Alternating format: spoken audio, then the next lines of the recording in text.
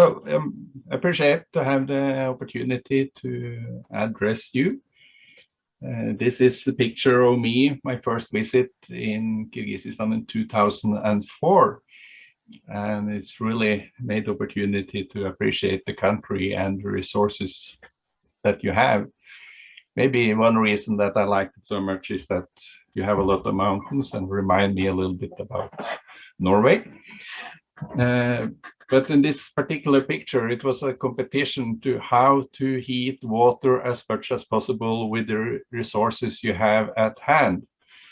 So I was really surprised, and I managed to get the water burning hot just from the winter sun, a cardboard box, and some plastic.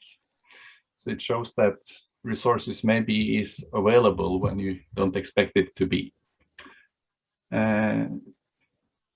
Norway is kind of, just to give you an idea where it is the yellow country up in the north there. So it's a part of Europe. We are not member of European Union, but we are still very close to European Union. So we have the opportunity to have this project together with BIOM and CLIP and financed by European Union. And of course, the whole idea with the project is to try to give youth and civil society groups and environmental movement the opportunity to participate in this huge international struggle to try to deal with the ongoing climate change in the best possible way. I guess you're all familiar with the growing emissions, and this slide shows sort of the gray top, what we can expect without doing anything, just business as usual. And the lower lines is kind of more the prediction what we have to do to really cut down on emission in order to avoid dangerous climate change. And that's what's happened in Paris in 2015, when like almost all countries globally come together, and it's looked like a very happy moment here. So of course the international leaders was happy that they were able to make a deal at all, because this is very complicated. It's a lot of different interests, and the kind of conclusion was that everyone have to do the best they can. So it's no commitment other than telling that what each country could do, and that you are committed to comment on a later stage that you are improving. But of course the responsibilities is not equal. So this map is not showing the square of the land, but the tons of emission. So the biggest countries here is those with the biggest emissions. So you can see like Russia is big in land and it's big in emissions. So it's almost didn't change on this map. But European countries and US is much bigger than normal on this map.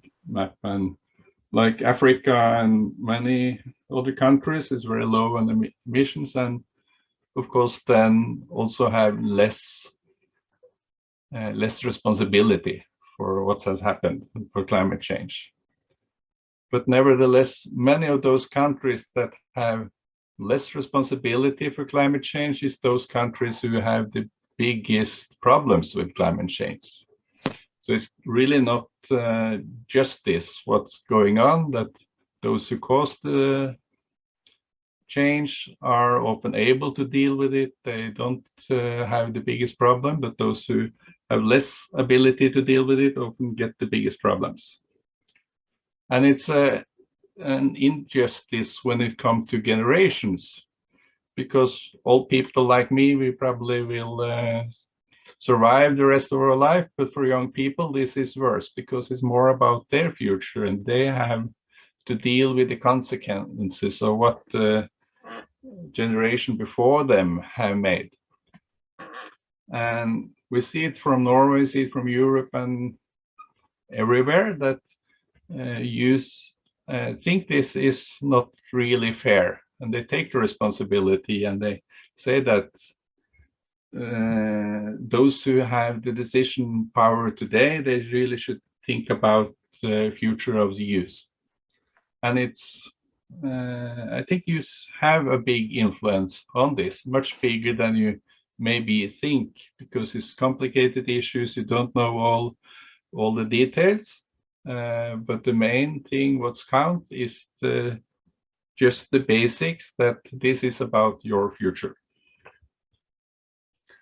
We all know that the sources of emission is mostly use of fossil fuels, like in transportation, industry, and in homes and everywhere. So this is one example from Norway, one young person making a very simple action about to try to stop further oil exploration in Norwegian offshore. But it's not only about fossil fuel, it's also about land use. And I think one of the most challenging thing here is not only about the climate crisis, it's also about a nature crisis. So we have to deal with both crises at the same time. We have to reduce emission, but also to protect the environment or to manage the environment in a way that we also stop losses of species and losses of nature's ability to produce what's also we are dependent on.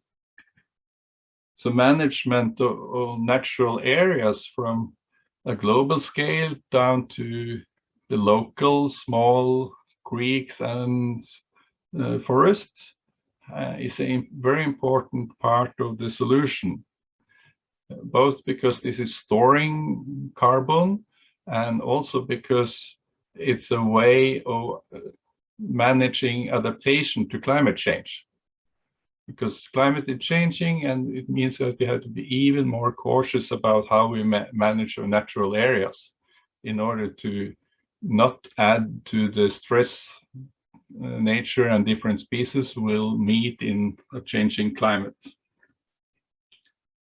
A little bit propaganda. This is a school textbook, but it's actually kind of manual, all you need to know to fight dangerous climate changes on a practical level. So it's based on school education program in many countries. So this is sort of a summary of many years of experience with doing information work on climate change and motivating people to do what they can do, both on a kind of practical level as well as on a political level. And my last slide, coming back to solar energy, you probably recognize this map. And it's amazing solar resources in Kyrgyzstan. And we see globally now a drive to go to renewable energy. And for instance, all kind of equipment for using solar energy is becoming cheaper and cheaper. And that's really a development that Kyrgyzstan will benefit from, because you have the solar resources like almost no one else. And this is a resource that is not centralized in an oil-rich country. It's everywhere.